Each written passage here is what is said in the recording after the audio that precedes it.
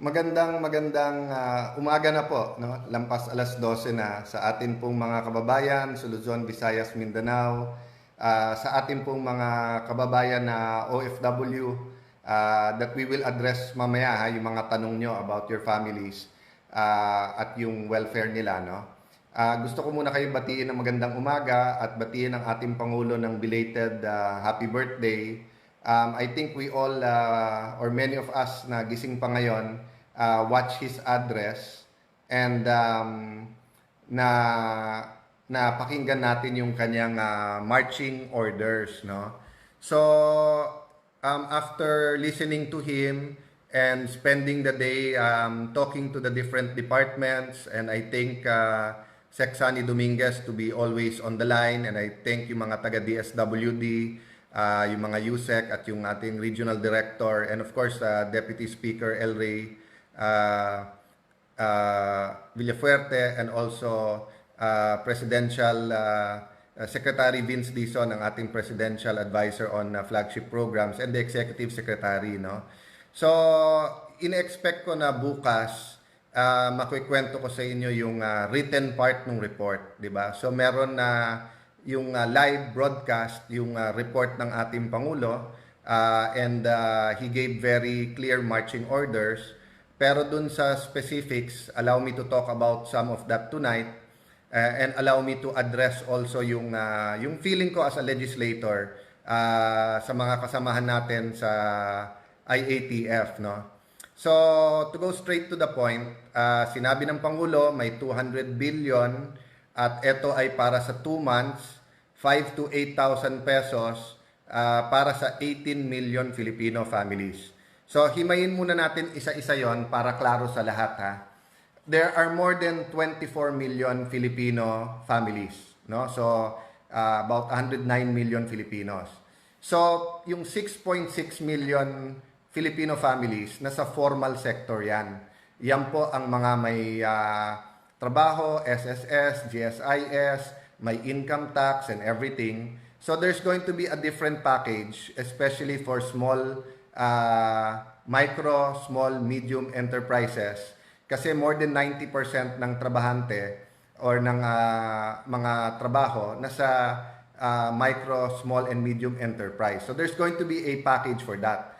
Yung Bayanihan to Heal As One is for the 18 million Filipinos na makareceive ng 18 million Filipino families na makareceive ng 5 to 8 million 5 to 8,000 pesos each, no?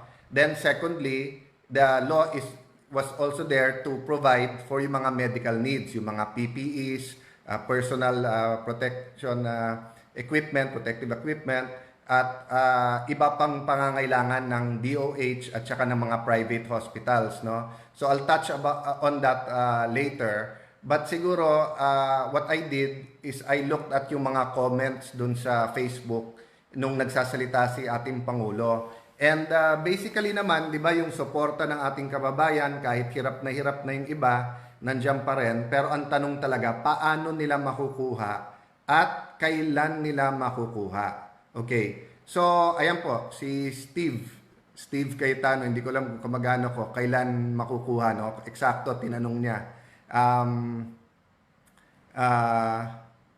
Yon, si Bong Montonilla, tinatanong niya yung PPEs, bakit wala pa, no? So, I'll go to that later. Let me start out muna with paano makukuha ng ating kababayan. So, we go now to the guidelines that I think is a very important part of the report ng Presidente.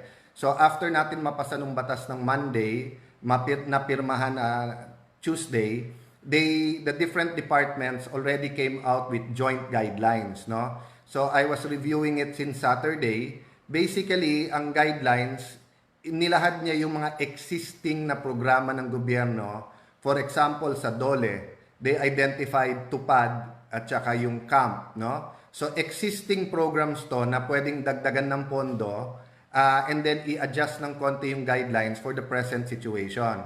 Another example is the Department of Agriculture, and si Secdar, nagpapasalamat kami sa kanya, last week pa, nagpadala na siya ng sulat kung ano yung mga priorities at paano makakatulong, no?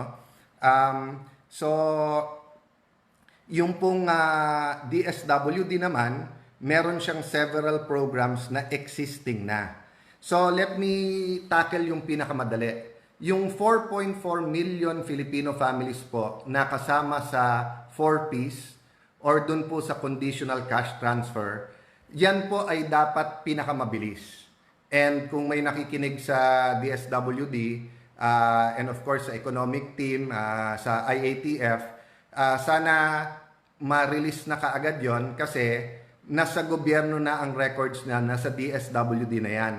So meron na yan traditional way kung paano i-deposit yung pera at paano nila makukuha. So yun po ang example na binigay po ni Secretary Sani Dominguez nung Monday, nung Saturday, yung meeting namin before the Monday session. Nasabi niya yung 4.4 million i-top up na lang or kumbaga sa cellphone mo loadan na lang, 'di ba? Pass a load na lang 'yon.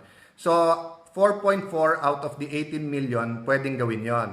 Now I was told there's another 4.6 million na identified na as poor, no?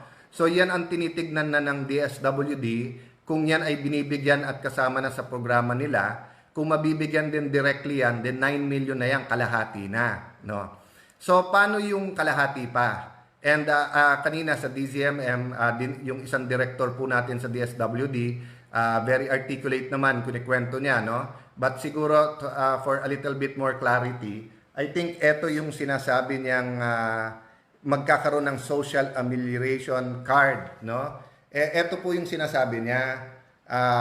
Actually po, it's actually a form, no? And I'll go through it with you, but kwento ko muna kung paano to, no?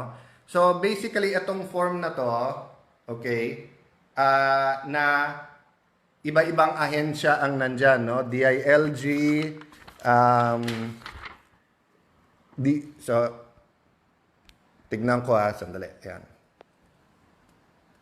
Ayan po so kung makikita nyo po, DSWD, DTI, DA, Presidential Communications yan, tapos DBM, no? And then DLG. So yung form po na yan, makikita nyo po yung name, yung head of the family po ang papipirmahan yan. But kung titignan nyo po, no? Ayan po, no? So we start with the name. So yung head ng family. But makikita nyo po, meron nakalagay dyan na check-in nila. Are you member of the Unconditional Cash Transfer Program or the 4Ps Program? Or ikaw po ba isang katutubo? Kung yes, anong grupo? Or others na may programa na yung gobyerno? And then, kasama po sa form yung pangalan ng mga kasama mo sa bahay, anong relasyon, and then other information like anong sex, male or female, tapos petsa ng yung birthday to po, tapos yun, no, kung may trabaho, kung anong sector, etc., no? And then kung may condition sila para malaman din ng gobyerno kung may sakit. But let me also point down here na may barcode, no? So okay, so this form i-print po to sa mga local government units. So, sa mga province, city, or municipality. And then, ang gagawin po dyan, yung barangay, ibabahay-bahay po yan. Lahat ng bahay ay required na bigyan yan. If there are 3 households in one house, 3 form dapat ang ibibigay nila, no? And then, yung pinakita ko sa inyo kanina na i-check natin kung nakalagay doon, kung conditional cash transfer, meron ka na, sa ilalim po, pakita ko po, no? Sa ilalim po, may nakalagay, eto, na dapat ang barangay officials ang magsabi. 'Di ba? Ang nakalagay po dyan, Assistance to Individual in Crisis, programa po ng DSWD yan, dapat sagutan ng opisyal, oo o hindi, no? So on this point, kailangan talaga may instructions yung barangay because let's be realistic about it, no? Walang barangay captain na magsasabing huwag bigyan yung lahat ng bahay dun sa lugar niya, no? So dapat maging clear sa kanila kung ano yung ano yung basis, no? So having said that, pag chinekan na yung conditional cash transfer, ibig sabihin kasi makukuha mo na yan directly dun sa account mo. So hindi ka na dapat bigyan kasi dodoble, no? So ang intention in Metro Manila it's 8,000. So bakit 5 to 8,000? So if you're from another place sa ating bansa and for example dun sa lugar mo 25% less ang minimum wage sa inyo, so ibig sabihin po ang ibibigay sa inyo 25% less than 8,000. So 6,000 ang makukuha mo, no? So yun po ang ibig sabihin po dun sa 5 to 8,000, no? So yung form na to, napaka-importante po na ma-fill-upan ka agad. So nung isang araw po nag-post ako, 'di ba, na ang distribution sana house to house, sana po yung COA, picture na lang, cellphone na lang para wala nang ballpen, wala nang hawakan. So nakikiusap ako sa lahat ng LGU, although pa pipirma nyo yung form na to, 'di ba? Siguro pagkabigay hintayin nyo, but the less interaction kasi and the less surfaces na nahahawakan natin, pinapasa natin, the less risk of infection. But I guess because nga tama yung sinabi ng ating Pangulo, this is the biggest ever programa ng gobyerno na magbigay ng ganitong amount kasi ngayon lang naman tayo nagka-problema na ganitong kalaki. So ang problema kung walang basis din kung sinong bibigyan, unang-una hindi mo bibigyan 100% ng household We're going to give 18 million out of 24.4 or 24.6 million Filipino families. Now, kaya ko po tinuro yung barcode kasi yung iba kanina nagtatanong na sa akin if they can print. So, nung nagtanong kami sa DSWD, ibibigay pa daw sa regional director yung barcode for that city or municipality. I know for a fact that there's an important meeting tomorrow between the DILG, the DSWD, and Department of Finance. So, pakitignan nyo po itong barcode na to. Kung by the time mag-meeting kayo tomorrow morning, na-release na yan, ibig sabihin, first thing in the morning, nag-preprint na yung mga LGU. Pero by the time na meet kayo, or by the time na alas 9, alas 10, alas 11, kung wala pa yung barcode na yan, you might want to consider getting rid of it na. Because the barcode will actually help you sa liquidation and later on sa classification. But ang tao, kailangan nila yung pera ngayon na. Diba? They cannot, people should not be made to wait any longer. Doon ko nakikita po yung desire ng Pangulo na makuha nyo ASAP or as soon as possible. Doon sa pagbibigay niya ng power. Sinabi niya kanina, ine-empower niya na lahat ng departamento. So kung guidelines lang po ito, nasa atin na po yan. Pati COA naman po, ang alam ko po, ang COA is being very sensitive ngayon at coordinated din naman, no? So what's going to happen? What's going to happen is that merong memorandum of agreement na ibibigay ang DSWD sa lahat ng LGU, and as soon as the mayor or governor signs it, no, they should download a certain amount depende kung anong household. So for example, kung sa Taguig, kung 220, 240,000 households kami, pero kung ang qualified ay 140,000 household, magda-download na sila ng 8,000 times 140,000, no? Kasi yung downloading can take 1 or 2 days. So, ang recommendation namin, kahit print pa yung form, kahit iniikot pa yung form, i-download nyo na kaagad yung pera para walang delay. Total, hindi namang pwedeng galawin nung mayor yan hanggang wala yung mga forms, no? So, going now to the forms, napaka-importante na yung mga mayors at kapitan ay nagkakaisa in how to do this because any delay will also cause delay sa pag-aabot ng pera. Medyo naawa ako dun sa director ng DSWD nung tinanong po sa DZMM, more or less kailan ba marireceive ang pera. Pero ma'am, naawa man ako na yung question na yun was thrown at you. Lahat po kami na on the ground. Lahat po kami na araw-araw na sa kalye, kausap ang mga tao. Tanong nyo po sa mga polis, tanong nyo sa mga barangay kagawad, tanong nyo sa mga mayor. Yung po ang tanong since Monday, since napasa yung batas, no? So ako naman po, nababantayan ko naman Nakikita ko kung gaano kahirap gawin din yung guidelines at ibaba ito. That's why what we want to do is give recommendations na doable And I thank DSWD for being very open, no? So kanina sa pag-uusap ko dun sa mga undersecretary no ng finance at saka ng DBM, may plano kasi na may programang galing sa DA, may programang galing sa DOLE, may programang galing sa DSWD. So sabi ko sa kanila, alam nyo, komplikado para sa barangay captain at sa mayor kung tatlong ahensya ang kailangan pong kausapin. Ako nga po as speaker, kausap ko yung mga ahensya para sa 300 congressman lang, mahirap na eh. What more if your barangay has 50,000 people, di ba? And what more if your city has 100, 200, 500,000 households, di ba?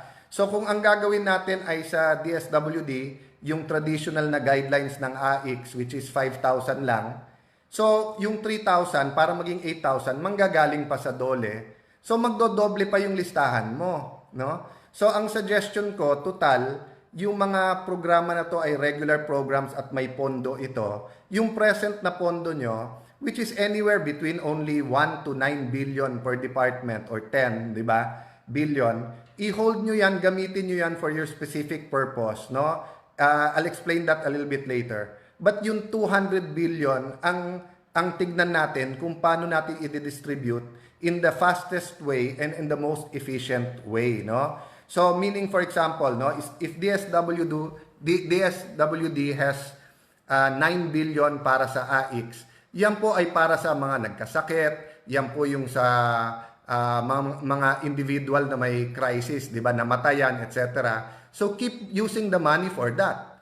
No? But yung 200 billion na padating, dun mo i-distribute yung 5 to 8 billion 5 to 8,000 pesos per family, no? So kung halimbawa yung family na yon nakakuha ng 8,000 pero may kapamilya sila na ospital, so pwede mo pa rin bigyan ng additional sa AIX naman sa regular program nyo through the regular channels, di ba? Ganun din naman sa DOLE. Kung nakuha mo 8,000 pero yung programa for example nila dun sa wage earners ay 15,000, pwede mong dagdagan ng 7,000 later on. Pero yung first wave ng pagdidistribute, dapat yan magawing madali at ang recommendation namin na mukhang inadapt, house to house ito, no?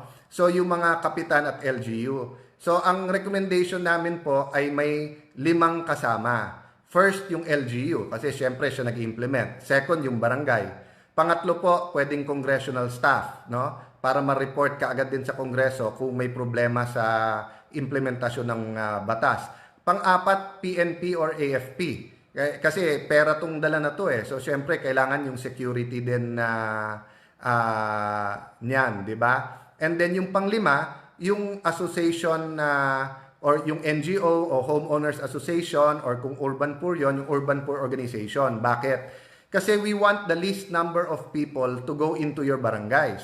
Kung papayag din tayo na kung sino-sino ang papasok, hindi para tayong hindi nag-quarantine noon, di ba? So, it's very important that yung mga rep natin, taga-ron din sa barangay na yon, sila din yung nandun para mapadali itong lahat, no? So, itong form po na to, 2 kopya po ang pinagagawa. Yung isa po, yung household will keep it para may referensya. Yung isa-submit po ng barangay sa city, municipality, or province, tapos isa-submit naman sa DSWD, no? So, let me stop there muna and I expect naman since klaro yung guidelines, the different agencies as soon as matapos yung mga meeting nila tomorrow will start announcing kung paano itong gagawin. But gusto ko lang i-reiterate, no? And I'll address myself to the different departments.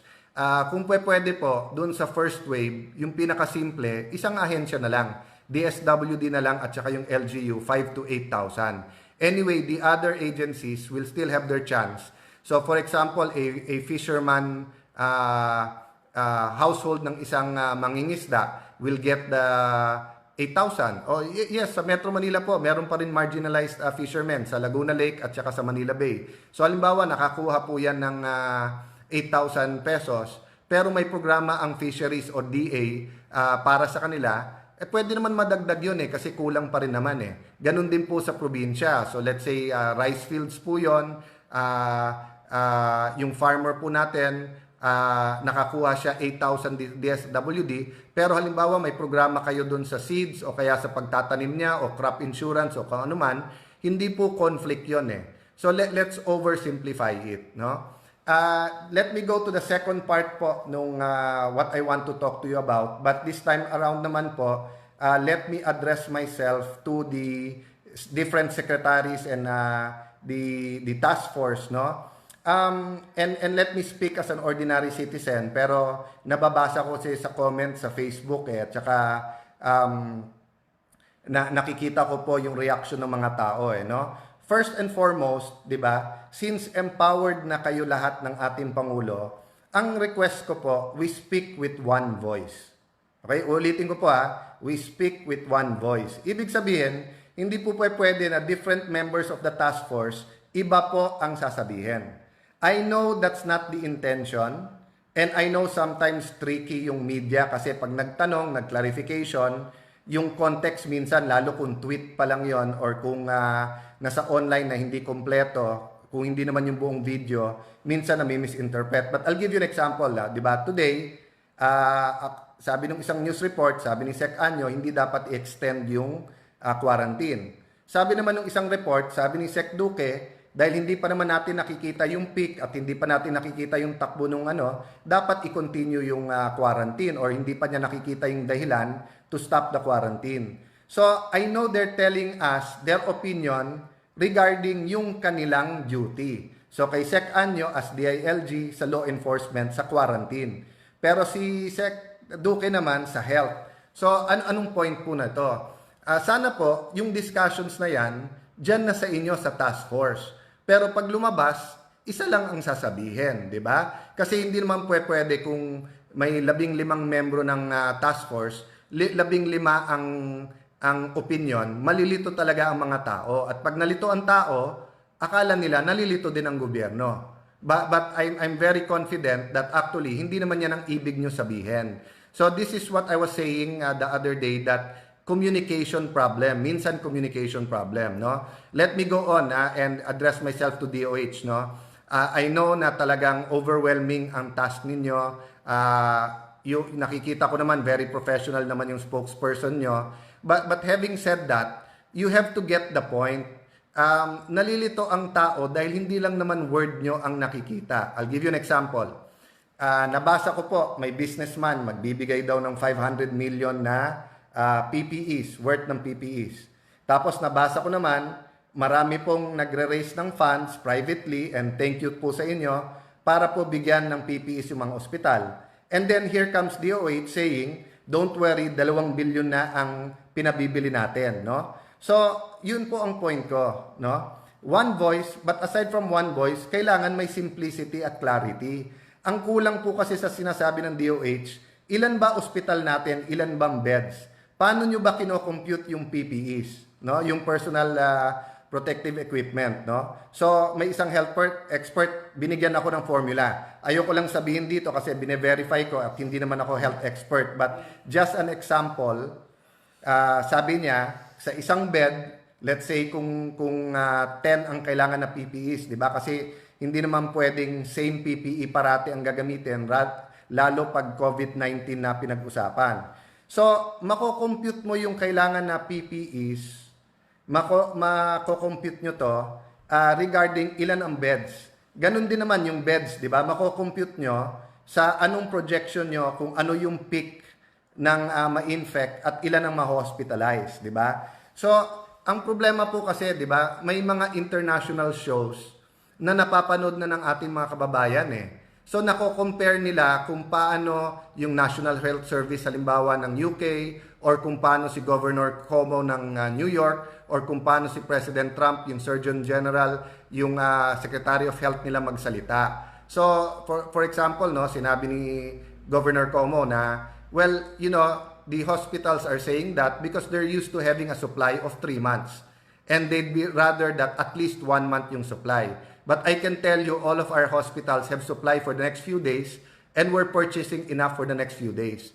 So can you imagine how people feel pag nabasa na you're going to buy 2 billion pero may magdodonate ng 500 million and may umiikot para sa additional donation at may mga doktor, lalo outside Metro Manila, who's saying that in a few days wala na silang stock. No? So it's not enough to just say 2 billion binibili namin. Hindi. No? Tell us the number of hospitals per region, ilan beds yan, ilan i-deliver nyo, di ba? And then, i-communicate nyo yan sa mga ospital para sila mismo, pagka humingi sila sa tao or sinabing kulang, they can say what they meant by kulang ito, no? Ganun din po siguro sa DOH, kailangan very clear yung ating public health strategy, di ba? So very clear naman sa lahat, stay home para hindi maghawaan. Pero yung sa testing po, all of us know yung rule na test, test, test. Pero I think kailangan ipaliwanag ng husto, ano ba strategy nyo sa test? You know, you just can't announce that nagdagdag kayo ng testing center. As I said, I understand where you're coming from. Nakikita ko naman yung point nyo doon, di ba? Pero just saying that you're adding testing without telling people why and what the strategy is, 'di ba? Is causing problems. So, wag niyo pong sagutin niyo po yung media, pero po don't let the agenda nung nagtatanong sa media hijack our agenda. So, the Department of Health should be the one very clearly stating the public health strategy. And pabayaan mo na lang magtanong ang media. If it takes you 2 hours to explain the strategy, to give accounting of ilan beds per hospital, per region, per province, kung to explain everything, so be it, di ba? Wala naman sa konstitusyon natin na sa press con, kailangan 15 minutes ang inyong briefing and then 2 hours ang tanong ng media. Kaya nagtatanong ang media because hindi comprehensive or hindi arranged in a way yung briefing natin na maiintindihan nila very clearly, no? So lastly, no po, yung sa simplicity at clarity, hindi nyo po matatanggal talaga sa tao magtatanong ng timeline. So kami naman po sa Kongreso, lalo po sa House of Representatives, yung sa oversight, we will be constructive, di ba? Kami na magsasabi sa tao mismo kung tingin namin yun talaga ang proseso, government cannot get out of that kasi madaling madaling mag-criticize madaling maging expert kahit hindi ka expert sa lugar na yan during times of crisis. On the other hand, we can't just keep saying yes when we see that there's something happening or may pagkukulang o kaya 'di ba yung tingin nyo klaro yung message nyo sa gobyerno but on the other hand hindi talaga klaro, no? So, marami pong questions po talaga and we'll try to answer that. But I think, mas madali po talaga mag-converse if people already receive the 5,000 to 8,000 pesos. So, let me check my email or WhatsApp, Viber ngayon kung dumating na yung report galing Malacanang. I heard it was being sent kanina, no? If not, tomorrow morning kung written yan and we'll go through it and we'll update you. In the meantime, we're working with government. Let me finish by saying there will be an accounting and hold us accountable. Hold anyone you think should be held accountable later. But right now, kailangan magkaisa tayo. Regardless ng paghihirap natin sa bahay, we have to stay home. Pag may sakit, we have to help each other. Kung ano yung pondo ng gobyerno, we have to get it to the people right away. So yes, let's criticize each other kapag kailangan. Ibig sabihin kung kailangan may gisingin natin. But still, let's do it in the spirit of working together. Kasi it's not normal times There's really a national health emergency and every move that we make can make it worse, di ba? Nag-quarantine ka, it's good for the public health strategy, meaning wag kumalat yung disease. Pero kapag ka naman nagkasakit naman yung mga tao, kung magugutom naman yung mga tao or yung mga ibang sakit naman at puno ang ospital, they'll start questioning why make us stay home, di ba? So let me finish at let me end at that point and assure you that quietly everyone is working, no?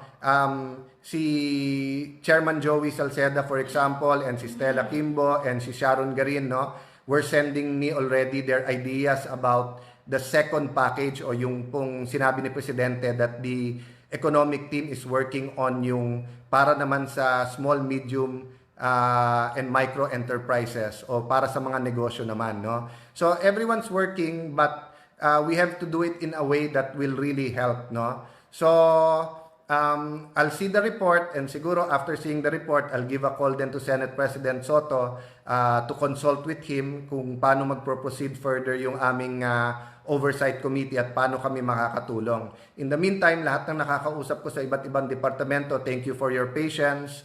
Normal lang po na may taas-baba ng emosyon, whether mayor ang tumawag sa inyo, barangay captain, kongresista, o kayo mismo, di ba?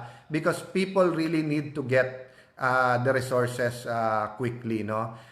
Lastly, may I just end by saying, dun po sa UK, yung National Health Service, what they did, yung mga alam po nila na may special needs o yung may underlying health yung mga at risk, no, like yung mga senior citizen at yung may underlying health conditions, sinulatan nila with a special hotline.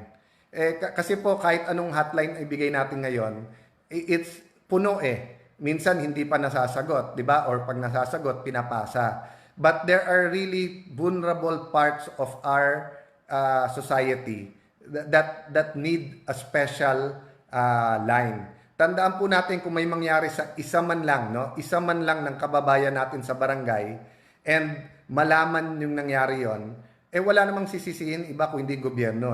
Kahit sabihin mong kasalanan ng COVID yan or talaga namang no one in the world prepared for this magnitude, di ba?